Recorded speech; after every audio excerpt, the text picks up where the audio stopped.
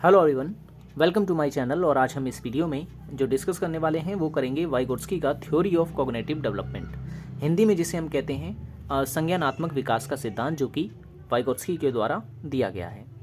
तो अगर आप तैयारी कर रहे हैं सीटेट की, केवीएस, एनवीएस या किसी भी टीचिंग एग्जाम्स के लिए, तो आप जो है ये हमारा वीडियो देख सकते हैं। इसमें जितने भी फैक्ट्स लिए गए हैं वो सारे एग्जाम पॉइंट ऑफ व्यू से काफ़ी इंपॉर्टेंट है।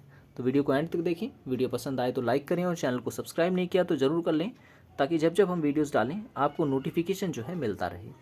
तो चलिए शुरू करते हैं। देखें, वाइगोट्स्की की अगर हम बात यहाँ पर कर रहे हैं तो सबसे पहले ये पता होना चाहिए किस देश के हैं। तो ये हैं रशियन मनोवैज्ञानिक, ठीक है, रशियन देश के हैं ये। और इन्होंने जो अपना संज्ञानात्मक विकास का सिद्धांत दिया है वो सामाजिक दृष्टिकोण में दिया है, ठीक है, यानी सोशल पर्सपेक्टिव ये यूज़ करते हैं अपना संज्ञानात्मक सिद्धांत को देने में, ठीक है ना, बनाने में। तो वो बोलते हैं कि सामाजिक दृष्टिकोण से ही संज्ञानात्मक विकास का एक प्रगतिशील विश्लेषणात्मक सिद्धांत जो है इनके द्वारा प्रस्तुत किया गया है, ठीक है। वो बोलते हैं कि जो बच्चा होता है उसका विकास जो होता है वो समाज में ही होता है, ठीक है। और वो मानते हैं कि किसी भी बच्चे का जो विकास होगा वो किसी एक एकांकी प्रक्रिया या किसी एक कारक से नहीं होता।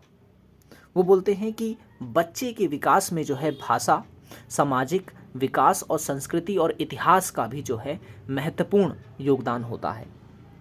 उन्होंने 3 पॉइंट्स बताए हैं जिसके आधार पर वो बोलते हैं कि बालक का जो विकास होता है वो इसी पर ही निर्भर करता है। पहला है इंटरेक्शन, दूसरा है को कंस्ट्रक्शन और तीसरा है लैंग्वेज एज ए टूल।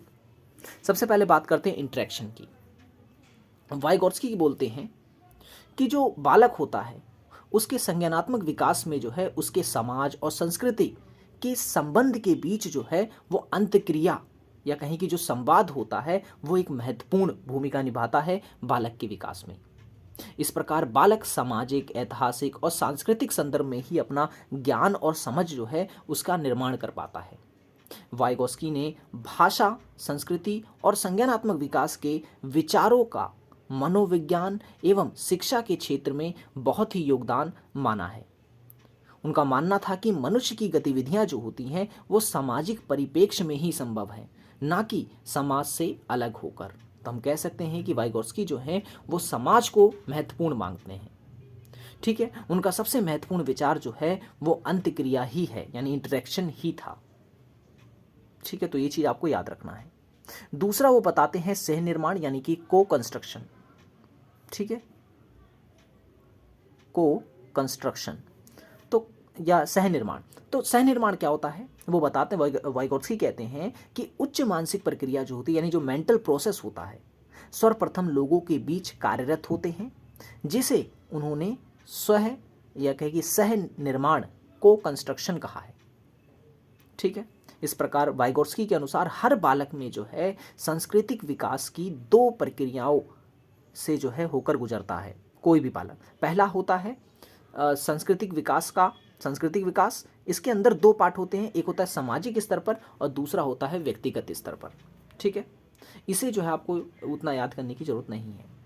वाइगोट्स्की के अनुसार अधिगम जो होता है वो सर्वप्रथम बच्चे तथा वयस्क के बीच होता है, ठीक है। और बाद में जो है इनके अनुसार स्मृति, ध्यान, तर्क शक्ति आदि का जो है विकास होता है, ठीक है। तो ये उन्होंने बताया अपने सह निर्माण में। वह बताते हैं कि जो ज्ञान होता है वो विभिन्न व्यक्तियों एवं वातावरण तथा समुदायों में वितरित होता है, जैसे कि वस्तु, औजार, किताबें, ठीक है, आदि की वो बात करते हैं, ठीक है। अब बात करते हैं भाषा की। भाषा के बारे में वो क्या बोलते हैं। अब देखें, अगर हम भाषा की बात कर रहे हैं तो वाइगोट्स्की कहते हैं कि जो संज्ञानात्मक विकास की प्रक्रिया है उसमें भाषा जो है वो सबसे महत्वपूर्ण होती है, ठीक है। वो बोलते हैं कि संज्ञान बनाने में भाषा जो है एज ए टूल या कहें कि एक उपकरण के रूप में काम आती है, जिससे हम अपने विचारों को अभिव्यक्त कर पाते हैं, प्रश्न पूछ पाते हैं, चीज़ों को श्रेणीबद्ध कर पाते हैं या कहें कि कॉन्सेप्ट के बारे में सोच पाते हैं, ठीक है। तो क्या बोलते हैं, लैंग्वेज या कहें कि जो भाषा है वो एक औजार है या कहें कि वो एक टूल है। बोलते हैं कि बालक की जो भाषा है वो एक सामाजिक, सांस्कृतिक और ऐतिहासिक आयाम होती है। अंत यह हमें समाज के परिपक्व वर्ग द्वारा प्राप्त होती है। जो परिपक्व वर्ग होता है उनके द्वारा हमें ये प्राप्त होती है। ठीक है, तो ये भी जो है आपको इसमें याद रखना है। काफ़ी इंपॉर्टेंट जो जो पॉइंट मैं आपको बता रहा हूँ ये आपको जो है याद रखना है, ये काफ़ी इंपॉर्टेंट है। ठीक है, और क्या है, और भी पॉइंट जैसे मैं बताऊँ आपको कि वाइगोट्स्की के अनुसार जो बच्चा होता है तो बच्चे के भाषा प्रयोग न केवल सामाजिक परिप्रेक्ष्य में अपितु स्वयं निर्देशित तरीके से कार्य करने के लिए अपने व्यवहार हेतु, योजना बनाने हेतु, निर्देश व मूल्यांकित करने में भी जो है उसकी भूमिका होती है। अब स्वयं निर्देशित का मतलब यहाँ पर क्या है, स्वयं निर्देशित में जो है भाषा के प्रयोग को आंतरिक यानी कि प्राइवेट स्पीच या कहीं की निजी स्पीच जिसे वो कहते हैं। प्याजे ने अगर हम बात करें तो प्याजे जो कहते हैं निजी भाषा को आत्म केंद्रित बताते हैं यानी इकोसेंट्रिक बताते हैं। ठीक है, अब यहाँ पर एक पॉइंट आ गया है वो मैं आपको समझा दूँ प्राइवेट स्पीच का। ठीक है, तब हम आगे बढ़ेंगे। प्राइवेट स्पीच ये मैंने यहाँ पे नहीं लिखा, जिसे यहाँ निज भाषा भी कहते हैं। ठीक है, निज भाषा या निजी भाषा, भाषण। ठीक है, स्पीच है क्योंकि। तो प्राइवेट स्पीच क्या होती है, वाइगोट्स्की जो थे उन्होंने कहा कि बालक में संज्ञानात्मक विकास को समझने की एक विकासात्मक प्रक्रिया के रूप में जो है होती है क्या, प्राइवेट स्पीच या निज भाषा। ये काफ़ी महत्वपूर्ण होती है, वाइगोट्स्की कहते हैं तो। ठीक है, वाइगोट्स्की कहते हैं निज भाषा से अभिप्राय है सामान्य तौर पर जो बालक होता है, ठीक है, बालक होता है उसमें जो है ये प्राइवेट स्पीच पाई जाती है। जब वो स्वयं से बात करता है तो उसे ही वो प्राइवेट स्पीच कहते हैं। अब पियाजे ने क्या कहा, पियाजे ने ऐसी भाषा, देखा होगा आपने, जो बच्चा होता है वो अपने अंदर से ही जो अंदर ही बातें करता है। पियाजे इसे कहते हैं इकोसेंट्रिक स्पीच, याद रखना है आपको, ईगो सेंट्रिक स्पीच, ये पियाजे ने कहा है इसे। ठीक है, जबकि जो वाइगोट्स्की हैं वो उसे प्राइवेट स्पीच कहते हैं। और वाइगोट्स्की कहते हैं कि जो प्राइवेट स्पीच जो बच्चा अपने मन में बड़बड़ा रहा है वो संज्ञानात्मक विकास में जो है एक मार्गदर्शक या कहें कि गाइड का काम करता है। यानी कि हम कह सकते हैं कि निज भाषा को वाइगोट्स्की जो है काफ़ी महत्व दे रहे हैं और वो इसे गाइड के रूप में प्रस्तुत कर रहे हैं। ठीक है, यानी निज भाषा जो है वो बच्चे को एक तरीके से कह सकते हैं कि गाइड कर रही है। वाइगोट्स्की ने सुझाव दिया कि बड़बड़ाना जो होती है, जिसे मटरिंग कहते हैं इंग्लिश में, बच्चे को आत्मनियमन भी करता है, यानी सेल्फ रेगुलेटेड, यहाँ पे लिख दे रहा हूँ मैं, सेल्फ रेगुलेटेड या सेल्फ रेगुलेशन भी बोल सकते हैं। ठीक है, सेल्फ रेगुलेशन करता है। ठीक है, तो हम कह सकते हैं कि जो वाइगोट्स्की हैं ये निज भाषा को भी जो है महत्व देते हैं और पियाजे से ज़्यादा महत्व देते हैं, जबकि पियाजे जो है इसको महत्व नहीं देते हैं, इकोसेंट्रिक स्पीच को। ठीक है, वो कहते हैं लैंग्वेज जो है वो बाद में डेवलप होती है, वो उतनी महत्वपूर्ण नहीं है, लेकिन ये जो है ये लैंग्वेज को काफ़ी महत्व दे रहे हैं। वाइगोट्स्की के अनुसार जो बालक है वो निज भाषा को स्वयं से संवाद के रूप में प्रयोग करता है। इस प्रकार वह अपने व्यक्तिगत और सामाजिक जीवन में जो समस्याएं होती हैं उनकी समझ बना पाता है और उनके हल निकालने का प्रयास करता है। ठीक है, तो ये चीज़ भी जो है आपको याद रखनी है। अब बात कर लेते हैं जोन ऑफ प्रॉक्सिमल डेवलपमेंट, जिसे हिंदी में कहेंगे हम संभावित विकास का क्षेत्र क्या होता है। अब संभावित विकास के क्षेत्र की अगर हम बात यहाँ पर कर रहे हैं तो अब एक चीज़ आपको समझनी यहाँ पर होगी।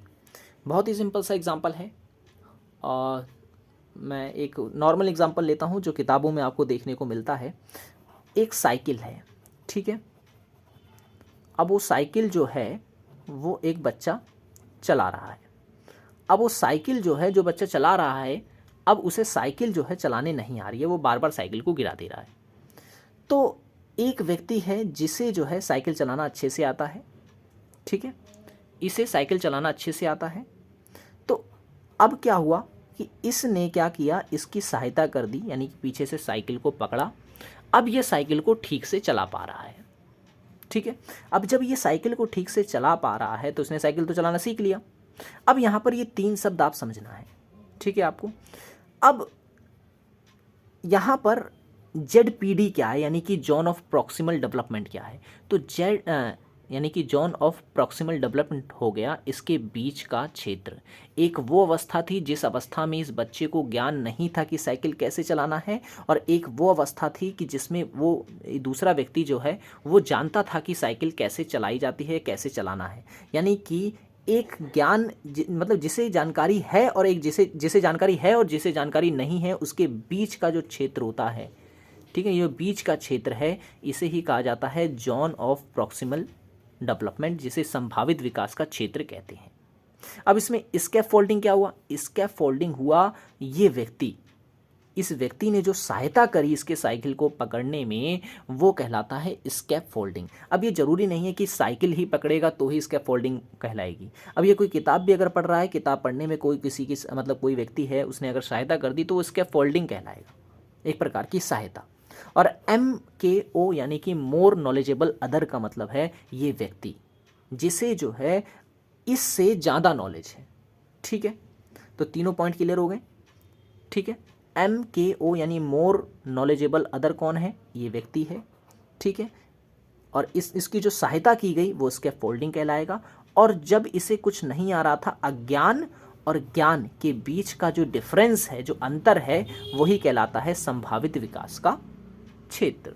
ठीक है, अब इसमें घुमा घुमा कर आपसे जो है सवाल पूछ लेता है और इसमें कन्फ्यूजन क्रिएट हो जाती है, लेकिन अगर आपने अच्छे से इसे समझ लिया है तो आपको कोई भी डाउट नहीं होगा। वीडियो को आप एक बार नहीं समझ पाए हैं तो दूसरी बार जरूर देखें, ताकि आप इसे जो है अच्छे से समझ पाएँ। और अगर कोई डाउट होता है आपका तो आप मुझे जो है कमेंट करके जो है पूछ सकते हैं। ठीक है, तो आज की वीडियो में इतना ही। आई होप ये वीडियो आपको पसंद आया होगा। वीडियो पसंद आया हो तो लाइक ज़रूर करें। ठीक है, चैनल को सब्सक्राइब नहीं किया तो ज़रूर कर लें, ताकि जब जब हम वीडियोस डालें आपको नोटिफिकेशन मिलता रहे। पहले की वीडियोस नहीं देखी तो ज़रूर देखिए, लिंक मैंने जो है एक अलग से प्लेलिस्ट बना करके लिंक डिस्क्रिप्शन में दे दी जाएगी। सो मिलेंगे नेक्स्ट वीडियो में। Thanks for watching this video.